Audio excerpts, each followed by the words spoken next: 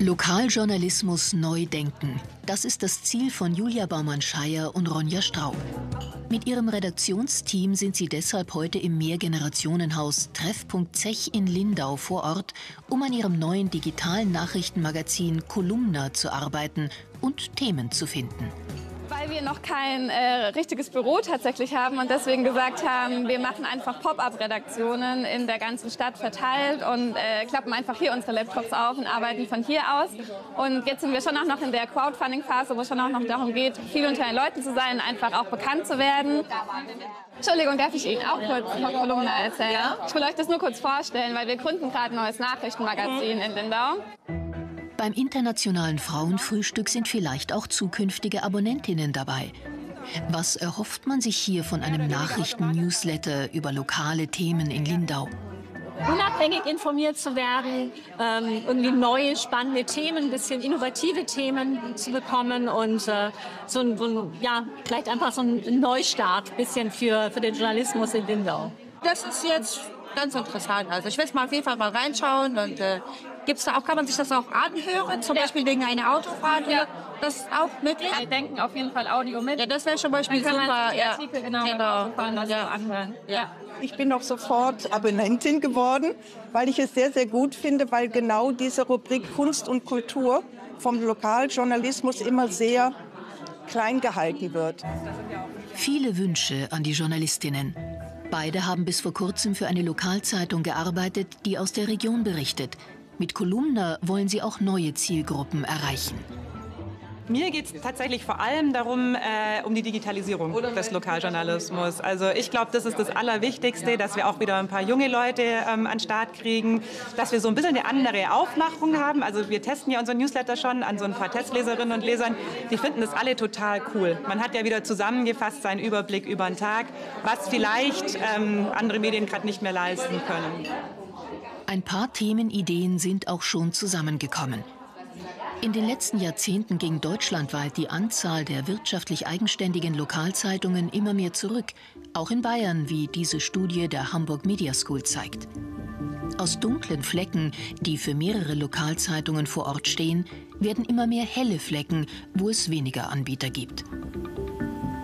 Eine Tendenz, die auch von der Wissenschaft mit Sorge beobachtet wird, zum Beispiel am Lehrstuhl für Journalistik mit Schwerpunkt Innovation und Transformation der Katholischen Universität Eichstätt-Ingolstadt. Immer weniger Menschen abonnieren eine Lokalzeitung und deshalb ist auch weniger Geld vorhanden, um Lokaljournalisten zu bezahlen und einzustellen. Aber uns wird gar nicht so richtig bewusst, welche Bedeutung Lokaljournalismus definitiv hat, auch für unsere Demokratie. Damit Menschen sich zu Hause fühlen, auch in Deutschland, in Bayern sich zu Hause fühlen, braucht man ein Umfeld, dass man verlässliche Informationen bekommt, dass auch Machthaber kritisch beäugt werden und recherchiert werden und dass man auch konstruktive Informationen hat, dass man gerne in der Region auch lebt. Genau das macht bereits seit 170 Jahren das Traunsteiner Tagblatt. Redakteur Gernot Pülz ist heute für ein Interview unterwegs. Für ihn hat der Lokaljournalismus Zukunft. Er muss nah am Menschen sein. Das ist meine feste Überzeugung. Wir müssen rausgehen, wir müssen die Menschen besuchen, wir müssen sie erzählen lassen über die Sorgen oder auch über die Freuden. Und ich glaube, wenn wir diesen Menschen in unserer Umgebung die Möglichkeit geben, was zu erzählen, dann kommt es gut an, dann lesen es andere Menschen. Und genau da sehe ich die Zukunft der Lokalzeitung. Bei der Salinenkapelle ist er verabredet mit Stadtpfarrer Konrad Reuder und Otto Huber vom Förderverein Alt-Traunstein. Wieder mal unterwegs. Das Altarblatt soll restauriert werden und nach jahrelanger Planung kann es jetzt losgehen, weil der Förderverein das notwendige Geld bereitstellt. Regelmäßig berichtet Gernot Pülz darüber für das Traunsteiner Tagblatt. Ich glaube, die lokalen Medien sind in erster Linie auch oftmals positive Medien, weil die berichten von dem, was eben vor Ort stattfindet. Und das sind im Großen und Ganzen positive Nachrichten. Und die sind auf jeden Fall auch fürs Zusammenleben wichtig. Sie sind einfach von den Leuten geschrieben. Man merkt, die stecken da drin in dieser Materie und schreiben mit ihrem ganzen Herzblut. Es ist schon was Besonderes, dass es noch eine Zeitung wie das Traunsteiner Tagblatt gibt. Der kleine Verlag macht alle Teile der Zeitung selbst und druckt sie auch auf der eigenen Druckmaschine. Redaktionsleiter ist Martin Miller. Sein Zwillingsbruder Thomas Miller ist Verleger des Tagblatts. Während viele Lokalzeitungen in den letzten Jahren von großen Mediengruppen gekauft wurden, hielt die Familie immer an der Eigenständigkeit fest. Das liegt wohl auch an der Geschichte.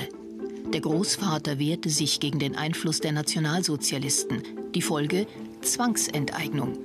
Erst 1949 konnte der Verlag wieder die Arbeit aufnehmen. Ein Selbstverständnis, das in der Familie weitergegeben wurde.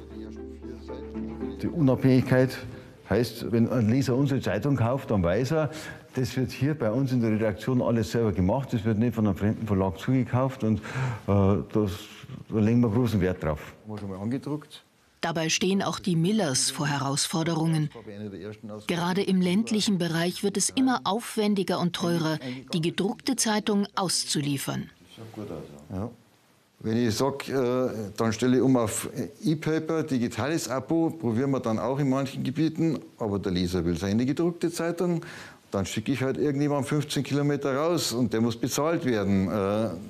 Umgerechnet auf dem Abopreis ist das in dem Fall unwirtschaftlich. Man muss halt dann so eine Mischkalkulation machen und sagen, okay, irgendwo anders habe ich ein Gebiet, da druckt er in derselben Zeit 10, 20 Zeitungen aus und das gleicht sich dann wieder aus, aber es wird von Jahr zu Jahr schwieriger.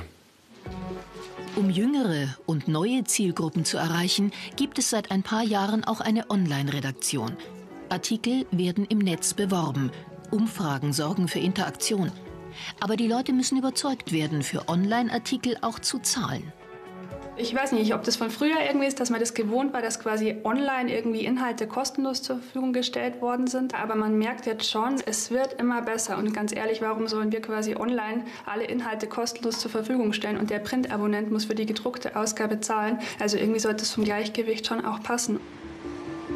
Die Transformation ins Digitale ist für alle Zeitungen überlebensnotwendig. Wenn man die Menschen digital gewinnen will, dann darf man sie nicht nur als Abonnenten sehen, sondern man muss sie auch mit einbeziehen, zum Beispiel als Mitglieder einer Community, dass sie Vorschläge an Themen bringen können, dass sie aber auch mitreden können, mal in Redaktionskonferenzen. Weil die Menschen sind es gewöhnt über Social Media, dass sie mitreden können, dass sie selbst auch posten können und diskutieren können, und das erwarten sie auch vom Journalismus. Viel Kontakt mit der Community ist deshalb der Kolumna-Redaktion besonders wichtig. Dazu gut recherchierte Artikel statt schneller Schlagzeilen und Konzentration auf wesentliche Nachrichten. So wollen sie erfolgreich sein.